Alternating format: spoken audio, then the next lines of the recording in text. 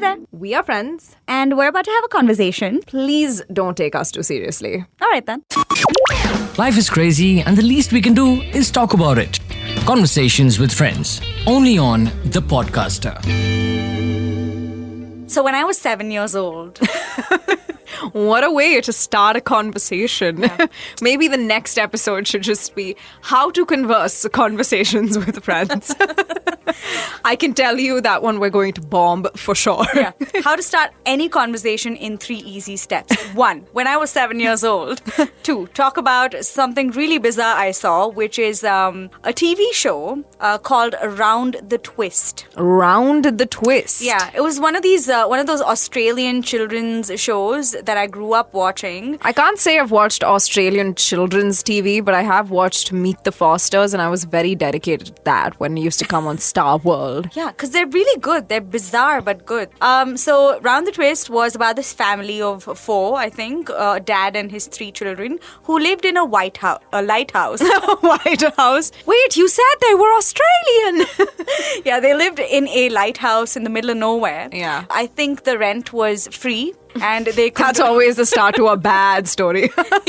Like you always know some shit's about to go down if it's free. And they went through things every day, supernatural things. You know, the kids would see ghosts and lights flicker, things like that. Was it scary though? It was a little eerie, to be honest. I mean, I did find myself wondering...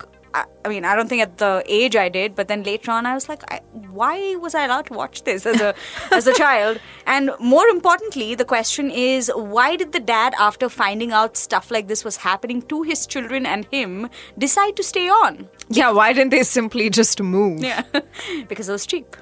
And free, actually. It was free. I mean, put yourself in the position of that dad and see whether you would actually make the choice to move out. I mean... I wouldn't. I'm like, ooh, it's free?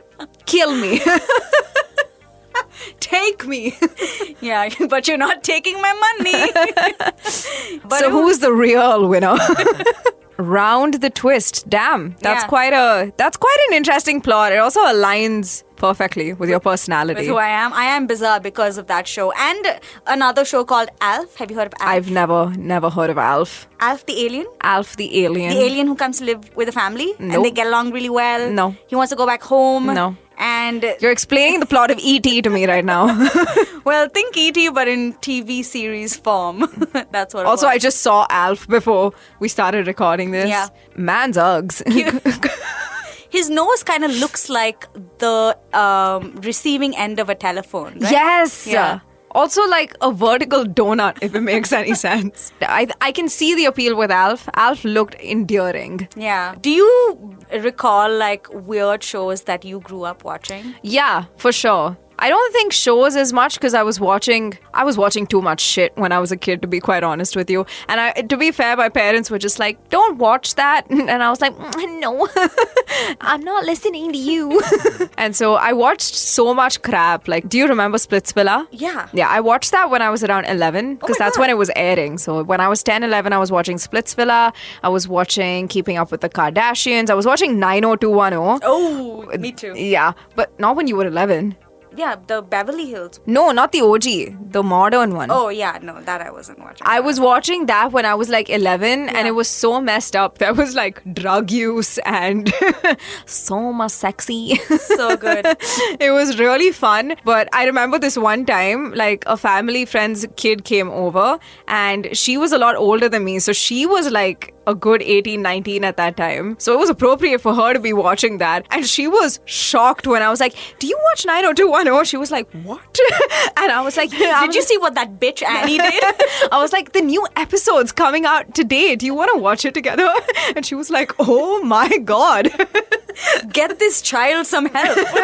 I mean, it's so sad. My parents really did try. But yeah, the one movie that I watched, and I've watched this movie, I think about 40 times in my life. So it's a Sridevi film called Chalbaz. Okay. And it was the funniest cast. It had Anupam Kher. It had Sridevi. Yeah. 2 Sridevis. Oh. Because she had a twin. Oh, okay. So she was playing a double role. Was one of them evil? No. They were both good. That almost never happens. And that movie was the introduction for me to twins? To the concept of double roll. Double roll. A double roll. Yeah. I didn't know that could be a thing. I was like, what is this magic? So, and then there was the superstar, Rajnikant. What is this movie? It was fantastic. So it was like a bit of a Sita Geeta vibe. But basically what happens is Sridevi 1, Sridevi 2. Those are the characters. Yeah. Sridevi 1, like pious as all hell, really timid. She's lost her parents, which means Sridevi 2 has also lost her parents. And they get separated at birth, right? Sridevi 1, the really goody one, she's living with her evil aunt and uncle. Ooh. And they want to like keep her down because of the inheritance. They've got this mansion and like they just want to make sure that like, you know, they've got a hold of all the power. Love a good underdog. Yeah, and they drug her continuously. They literally, and Anupam Kher in that movie is terrifying. Like, he is so creepy and scary. Is he the evil uncle? Yeah, he's the evil uncle. So, and it was also my introduction to the fact that whips are used for violence. I did not know that you use whips to beat people. How old were you again? I don't know. It was a journey because I started watching it and like I said, I watched it 40 times. So by the time I watched it the last time, I must have been a couple years into it. And then there is Sridevi 2, who is just a badass. She has incredible fashion. Ooh. She's stunning and she's a fighter. So she like punches people and she like kicks them. Oh, wow. And she and Rajnikant are like always like, you know, having fights with each other because he is a drunkard. But he's a drunkard who is a cab driver. That is so unsafe. This is the most amazing plot I've heard so far. I want to hear more. Yeah, as you can tell, this wasn't very well thought out in terms of like... It sounds fantastic to me. It was amazing. So basically what happens is their places get switched in life. And when the badass Sridevi enters the evil aunt and uncle's house, they don't know what's like, coming. What happened to her? She's completely out of control. And she's like, you can't mess with me. And then the good Sridevi somehow finds her way to the drunk Rajnikant and decides that her mission in life is to sober him up. So there was this one scene where she was in his house. Yeah. And she takes a funnel and empties out all of his booze bottles and replaces them with water. Okay. And when he drinks it the next day, he's like, what? Who are you to interfere with my life? And then he slowly starts falling in love with her, I think. I'm not sure. So he's okay with the fact that she threw out all his booze. I mean, you know, bigger picture. Yeah. So anyway, eventually, and then Sunny Deol, how can I forget about this? Sunny Deol enters the picture somewhere. I'm definitely getting the love stories mixed up. I'm not sure if Rajnikant ends up with like the good one or the badass one. But Sunny Deol ends up with one twin and Rajnikant ends up with the other. And and then they give birth eventually towards the end of the movie. But they each give birth to twins, I think, so then they get exchanged as well. What? Or they make a joke about them getting exchanged at birth. So there you go. That is Chalbaz. Chalbaz. I wish I'd grown up watching this film. I feel like it would have given me so much cinematic gift that keeps on giving. I always say that Edward Scissorhands is the movie that really impacted me in life. But now, thinking about the fact that I've watched Edward Scissorhands maybe 5 times, but Chalbaz 40 times, I think Chalbaz is the one that really impacted me in life. Yeah. I mean, the weighing scale is clearly It was. I think it was the film that taught me like the pleasure of winning over the bad guy. Like the whole vengeance thing. Oh, that's always good. I feel like that movie for me was Air Force One. Yo, okay. I have seen that movie so many times because, you know, growing up, you see the movies that come on TV the most, right? Because you don't have like streaming or anything. And yeah, it was always on TV. I would watch it all the time. And I really enjoyed that and Princess Diaries. I love Princess Diaries. I love Princess Diaries too. I love it. Princess Diaries is incredible. Yeah, it was just so good. It was one or two? One. Yes. Yeah. One, because one is, it has everything. It has, you know, the makeover. It's got the... But I just really want to do that one day. Yeah. I want to stand in front of someone and say, she went from this to this. To this. And I really want to be tied to a chair, so my posture. Do you know the national anthem of Please sing it for me. Genovia, the land I call my home. Genovia, Oh my gosh. Anyway. We might get thrown out of the studio. What was your favorite scene from Princess Diaries 1?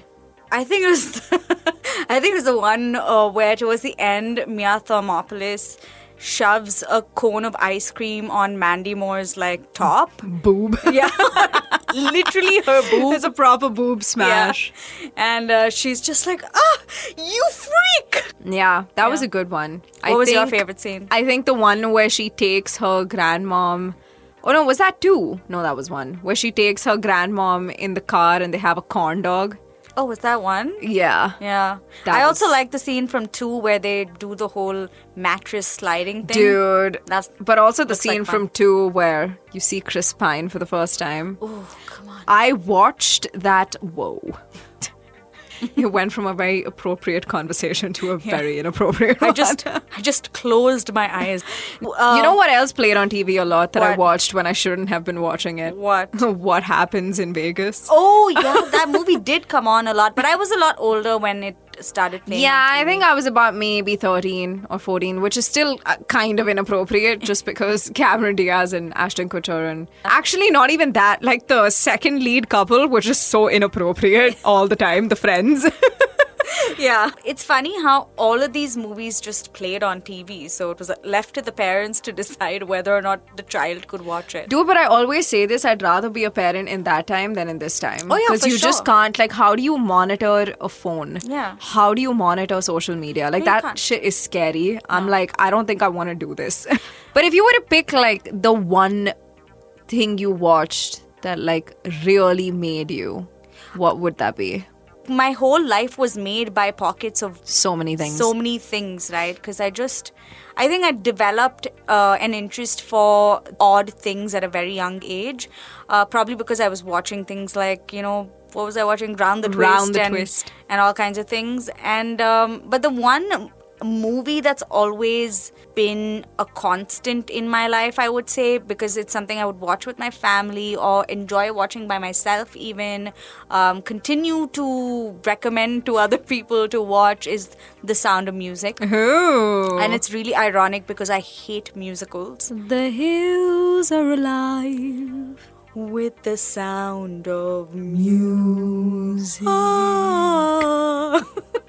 Well, guess we're turning this into a musical. But I hate musicals too. I just can't stand them. But it's not because I don't think it's the same reason. Yeah, no, I mean, I think it's because I just appreciate some dialogue. And everyone wants to sing everything in musicals. So, yeah. Sound of Music. That's nice. That's a good choice. I feel like it has like a good mix of things that you can learn from, things that inspire you, Yeah. things that make you feel good. I guess. I also want to say, I don't think it is a choice. It was just forced upon me. Sound of Music, really? Yeah. Wow. No, I mean, everyone just used to watch it all the time. And I was like, okay, cool. I guess I like it. The movie that made me is probably Edward Scissorhands. Yeah. Or it Chalbaz. made you. It's Chalbaz. Chalbaz. Let's get real. Yeah. I don't know. I watched Chalbaz a shit ton of times. I also watched this other Hindi film called Jo Jeeta Wahi Sikandar like many, many times. Okay. I think for me, certain scenes in films, like the reason they stick with me for so long is because they're very reminiscent of a certain time in my life.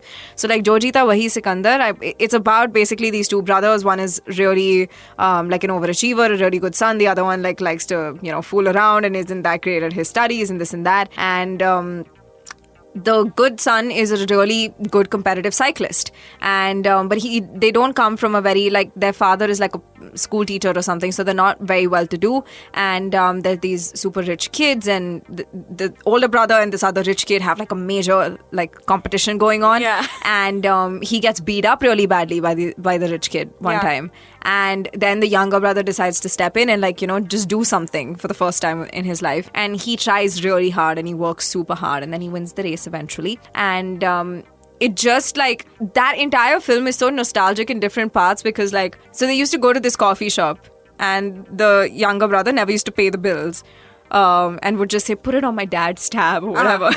Classic. And they'd order cold coffee and egg sandwiches. And then for some reason, the time that I was watching that film, I would go swimming a lot because it was the summer, I think. And when I came back, my dad would make me cold coffee and sandwiches. So I just keep watching that movie. And every time I ate it, I was like, I feel like I'm in Jodita Wahi Sikandar. Yeah. I don't know if you're getting what I'm saying, but it's just like a weird nostalgia thing where like I keep matching these things to times in my life. I think films are made in a way where you can relate to at least one thing or one like scene or one character. Like they just have these ways of connecting with you, right? Like every time I watch a movie, I at least feel for one character, or I feel like, oh my god, this scene reminds me of a time when I did this. Like every single movie I watch makes me feel something, even if it is a shit movie. And this is a serious problem I have. Like it could even be a period piece and I'll just be like, oh god, she had to sacrifice so much. Like I will feel that about every movie. I recently watched this movie called Coda.